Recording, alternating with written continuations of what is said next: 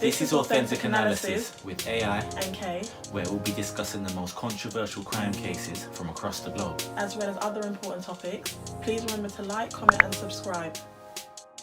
Hi guys, and welcome back to Authentic Analysis, where we are bringing you true crime cases, and we are back with part 2 of Gregory Frederick Young, the teacup poisoner. So we left off where we said that he had been released from Broadmoor. So yeah, this is basically the continuation and the ending of what happened to him. Graham was initially released into a hostel, but he was allowed contact with his older sister Winifred. Yes, Winifred, his older sister, the one that he tried to poison. She wanted contact with him, unlike his father Fred, who wanted nothing to do with him. He was released to a hostel, I think it was in Hertfordshire, and Graham was basically back to his old tricks again. Like, this guy didn't waste no time. He was like, as soon as I get released, I'm back on it. Allegedly, Graham had poisoned a hostel resident by the name of Trevor Sparks, and Trevor Sparks had suffered from cramps and sickness while the two were there. And it was also said another hostel resident was showing symptoms of effects of poison, and the pain was so severe that the man ended up committing suicide. But the link between Graham and his poisonings and the man that committed suicide were never basically matched up until probably years after the whole case was done and dusted. I mean, when he was actually directly responsible, they still couldn't work it out, so they definitely wasn't going to work it out this time. Yeah. Broadmoor found Graham a job in a laboratory called Hadlam's. So this laboratory was responsible for photographic instrumentation. So things like lenses and such. And, so this was where he got his first job. So they're trying to rehabilitate him, get him back into society, and they find him a job, which is, a nice thing to do. Maybe he's going to get himself back on the right path. But a laboratory. He probably found out that he was working in a laboratory and his eyes probably lit up with like...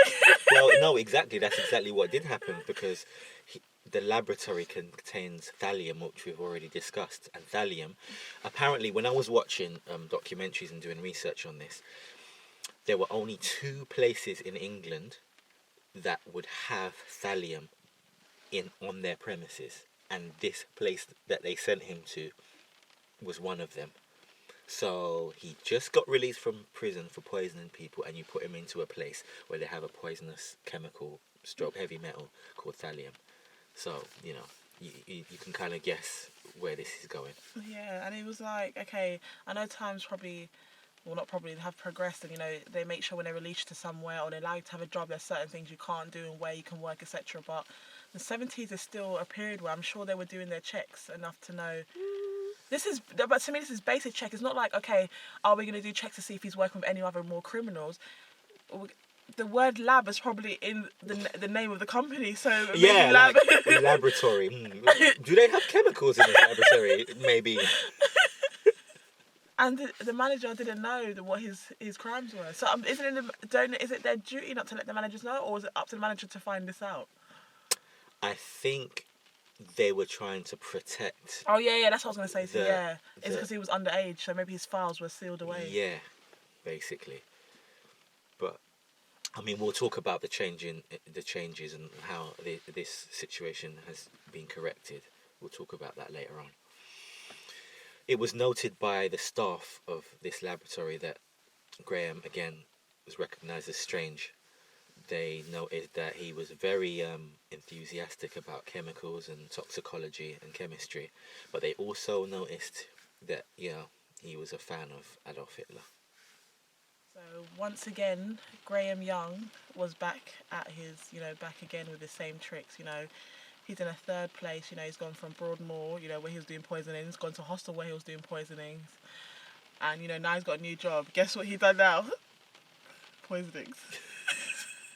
So he'd come back to this job now, and he, in his mind, he's probably, deciding how can he do this? How can he start with the poisonings again?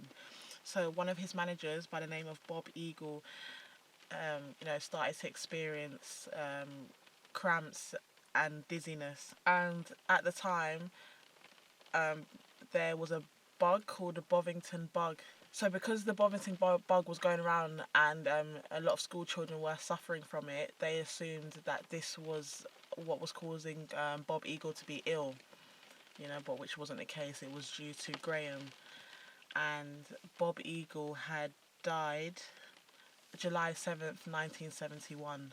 Within 5 months of being released and them finding him a job and him being there, he had already had his first victim, within 5 months. One person had died, he's, making the other employees that were there ill at the time. And I think there was over 70 employees that were working there. So imagine how much access to people he had and whatnot. So police still had no idea that these poisonings were happening deliberately, and Bob Eagle's death was ruled as bronchopneumonia, which is a rare disease of the immune system. It just goes to show how advanced he was with chemicals, because he's killing these people knowing that he's got more knowledge than the police and these other toxicologists and these other doctors and scientists. Maybe knowing not that he can necessarily get more, but they're not thinking probably maybe in the mind of a killer straight away. They're probably thinking an accidental death or whatnot. So Bob Eagle and Graham Young were supposed to be friends, like everybody thought they were cool. And Graham suggested to Bob's family that he should be cremated. Can you imagine? So he's just killed the guy and then suggesting to his family, actually you probably should cremate him. Oh, just like his stepmom. Exactly, yeah. So he's literally killed this guy and then gone to his cremation and then watched him burn. This is the mind state of this guy. 2 months later, September 1971, 60-year-old Fred Briggs was Graham Frederick Young's next victim. He basically was suffering from cramps, hair loss, sexual dysfunction, and the nurses and doctors, when he was rushed to hospital basically thought it was either water contamination or radioactive leakage, which I guess was from the things that they were working with inside the whole laboratory. Yeah, I remember reading, I think in Graham's diaries, he was basically saying, documenting Fred's demise, talking about, this so-and-so date, D was losing his hair, and he's taken a long time to die, and he must be suffering, and it'll be better for him to die because he's going through a lot of pain. November 19th, 1971 is when Fred Briggs had passed away at a London hospital. So he's a few months into his his job after being released, and he had already claimed the life of 2 people that we know of, and could have been more. Exactly. At this point, all these people are getting poisoned and some people are dying. So an investigation was launched. So obviously the police came to Hadlam's and were doing an investigation. And then here Graham pipes up and says, have you considered thallium poisoning? Because obviously he knows that thallium's on the premises, and he's asking the police and everybody else, have you considered thallium poisoning? So he literally shined the light on himself, because everybody thought it was a bug, and they were investigating how the bug was maybe introduced from that angle. But he, like I said, shined the light on himself about this thallium poisoning, and when they questioned him, they realised how much he actually knew about these chemicals and toxicology, and he became like the main suspect of all these poisonings. Because it raised awareness to the managers, and I think the managers had contacted the police. But I mean, I don't know, isn't that a weird situation? Like, you have an individual, say for instance you have AI, and when he was young, they can't pinpoint, but he's surrounded by people that have died. He goes to Broadmoor, he's surrounded by people that are dying around him. He goes to a job, he's surrounded by people that are dying. Like, isn't that, if you're having one person that's always seems to be involved with deaths, that's very strange for it. I don't know, maybe it's just me. No, I agree. So after Graham shone the spotlight on himself, police investigated him. He was arrested. Fred's body was exhumed, and then they found traces of thallium in Fred Briggs's body. So verbally he admitted the crimes that he had done, but he wouldn't do a written confession or sign a written confession. So that's why it was kind of hard to maybe convict him, like be a straightforward conviction. On the 19th of June, the trial began, but the jury had no knowledge of Graham's previous crimes. During the investigation, police found Graham's diary and I'm going to read you something that was actually in his diary. This was regarding Fred. This line is regarding Fred. I have administered a fatal dosage of a special compound. He is surviving too long for my peace of mind. So again, we said to you before that he's taking notes, he's taking, recording his poisonings, and he's saying that Fred took too long to die for his liking. Yeah. Like AI said, June 19th was when the trial started, and this was the trial was at St Albans Crown Court. So I'm just going to read the charges. Graham was charged with 2 counts of murder, 2 counts of attempted murder, and 2 counts of administering poison. And he had pleaded not guilty. And as we mentioned before, he had went to Broadmoor. That case could not be used against him in this one. Do you find it strange? Do you think that's okay that the case couldn't be used against him? I mean, maybe because I don't know, unless if you're saying to me, like, should it be interchangeable? So sometimes they should be allowed to use other people's cases against them or not? Or is it like one rule for everyone? Because if it's one rule for everyone, then technically no. Yeah, I get... But if you're doing the same I thing... get that that's a part of a law, and I kind of get why. But in this case, people needed to know. I mean, he didn't get away with it, obviously. Yeah. But I feel like people need to know. It's like, why didn't they know that he was a poisoner when he came out of Broadmoor and worked into that place? It's like, it's all right for trying to protect people, but you've left a whole bunch of other people vulnerable now. Yeah. When Graham was asked, do you feel remorse? His response was, all I feel is the emptiness in my soul. Graham was found guilty of all charges and sentenced to 4 life sentences on June 29, 1972. So, this whole process, like, he started the job in 1971 when he started there in 1972. It's a year now, 2 victims later, and, you don't even know how many, and now he's going back to jail for the same thing. He hadn't even been out, and to even try and... That's definitely saying that he weren't rehabilitated, because it hasn't even been it doesn't matter about the time period, to be fair, but this guy didn't even wait a year, to even sell himself. He was just had that mindset from when he left Broadmoor. Exactly, and they said he was cured. And how did they not? And did he really smart the psychiatrists and the nurses to believe I'm fine? Well, he must have. Or they just didn't have room. They didn't feel because he's a non-violent offender. I did think that. It was like, who can we let go? And you could see all the flaws. Him being released from Broadmoor into a place that has dangerous chemicals. So an agency, I'm going to read the name of the agency, was developed, an agency called MAPA, which means Multi-Agency Public Protection Arrangement. So this was put in place so that institutions could communicate with each other. So when a criminal's going from point A to point B, the necessary details regarding that criminal are transferred amongst all these agencies. This case is also instrumental in developing the Poisons Act of 1972, which limits the sale of dangerous chemicals to the public. So you have to have a license to purchase certain chemicals, because it was obviously too easy for a young boy to get all these dangerous chemicals. So obviously that was something that needed to be reviewed. Graham died in his cell in 1990 at the age of 42 of heart failure. Now, it was said that someone poisoned him. It was said that he poisoned himself. Apparently no one knows the exact reason that he died. So they wasn't sure if he had literally poisoned himself, and they had basically said they had thought it was the final act of him, taking control. He determined when he was going to die, and he decided, this is it for me, and he was going to be done. This is just, a theory. Or, he could have just literally died of heart failure. Probably, maybe it could be ingesting fumes of him, over the years of all the poisons, and, for him, that was it. Mm-hmm. So what do you think the main causes of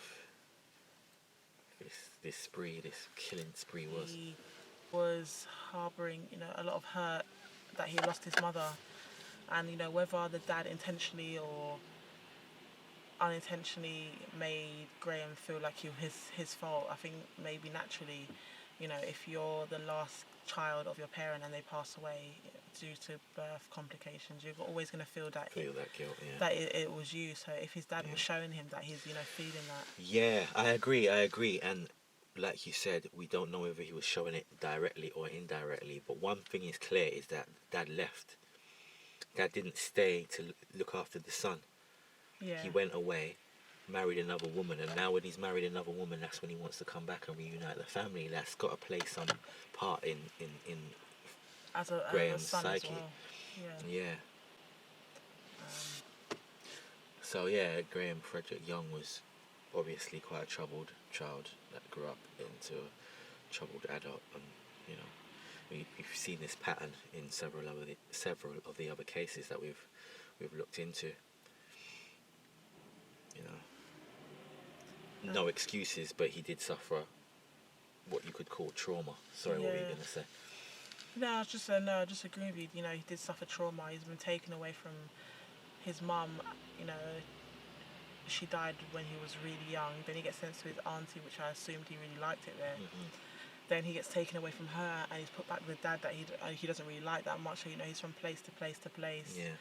And even on top of that, he gets sent to Broadmoor, and then, you know, he comes out and you think, okay, maybe he's gonna, you know, have a different life for himself. But then he goes to checking on his sister and his life. Maybe he's just kind of like one of those go with the wind kind of people. He does whatever. Yeah. I think certain things happen in life where it sets you on a path and you can't come back. But depending on your mental state. Yeah. Do you know what I mean? It's like people have hobbies. I've had hobbies since the age of 14, and it's something like things that I just can't stop doing. But lucky for me, those hobbies are positive. But if you don't have the right habits. Do you mean habits or hobbies? Hobbies. Okay. Yeah, literally hobbies. Okay. But I mean, habits make sense too. But for Graham, for example, he got into the chemistry, but it didn't go in a positive way. Yeah. He was somehow influenced by this Dr. Crippen who poisoned his wife, and he's got all this trauma. So his hobby stroke habit turned into something negative where he was poisoning people. Yeah. But he could have actually been a successful doctor. And with specialist knowledge, he could have been a coroner, you know. And I guess the idea of killing people was more intriguing to him. Yeah. Yeah. Feel free to, you know, if you have a case that you want us to talk about. You know, do you like the idea of us splitting it into 2 parts? You know, any suggestions, anything negative, you know, leave it down in the comments on Instagram. We're trying to encourage you to watch our videos. We're looking at the stats on YouTube, and people are only watching our videos for a short period of time, and we feel like we've included a lot of information, and we'd just like you to just being open and honest. We'd like you to watch the video just for the information that we've included, but also we need to get our watch time up. Just being open and honest with you. So it's twofold here. So here's my question to you. I'd like you to watch our Harold Shipman video and then watch these 2 parts that we've just done. And here's my question to you after you've watched these 2 videos. What links Harold Shipman and Graham Young? And it's nothing to do with their crimes. It's nothing to do with how they killed people. There's one common link. In fact, there's one word that links Harold Shipman and Frederick Young. And I've said it in both episodes, and I've obviously said it in the Harold Shipman episode. But there's one common link. Again, here's the clue. It's nothing to do with their crimes, but there's one common link. There's something that links them both. It's one word. Or that they're English. Yeah? Or that they're English. Yeah, it's nothing to do with the fact that they're English. It's literally one word. So please watch our Harold Shipman episode. A lot of other people seem to like it. It's got quite a few hits, and we're just trying to ramp up the watch hours and just the information that you gather from us. So please get engaged. Let us know what you think. Common link between Harold Shipman and Graham Young. Yeah. Thanks for listening. Thank you. Bye.